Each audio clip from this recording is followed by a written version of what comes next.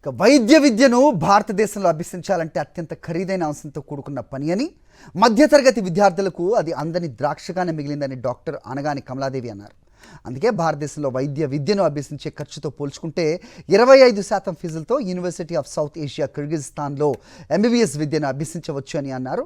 హైదరాబాద్లో నిర్వహించిన MBBS abroad seminar కార్యక్రమంలో డాక్టర్ నజీరా ఇమానా లీవా ముఖ్య అతిథిగా పాల్గొని యూనివర్సిటీకి సంబంధించిన వివరాలను అందజేశారు.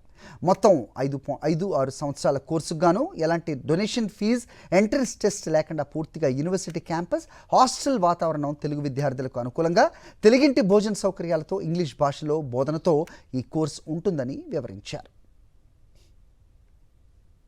I welcome young people who wants to do their MBBS abroad in our country to our university.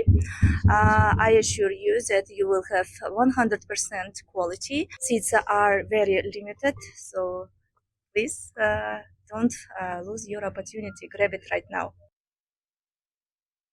Doctor profession అన్నది ఇంకా దేనితోటి పోల్చలేమండి. కోవిడ్లో మేము చూసాము ఎంత మందికి లైఫ్ సేవ్ చేశాము, ఎంత మందికి అంటే ఎవ్వరు దగ్గరికి రాని పేషెంట్స్ కి కూడా మేము రికవర్ చేశాము. సో డాక్టర్ అన్నది రెస్పెక్ట్ ఒకటే కాదండి, మోస్ట్ రివార్డెడ్ ఆల్సో. సో ఎక్కడ మెడిసిన్ చేసినా హోల్ హార్టెడ్ గా మెడిసిన్ చేసి చదువుకొని ఇక్కడికి వచ్చి తిరిగి ప్రాక్టీస్ చేసుకుని ఒక్క లైఫ్ సేవ్ చేసినా చాలండి.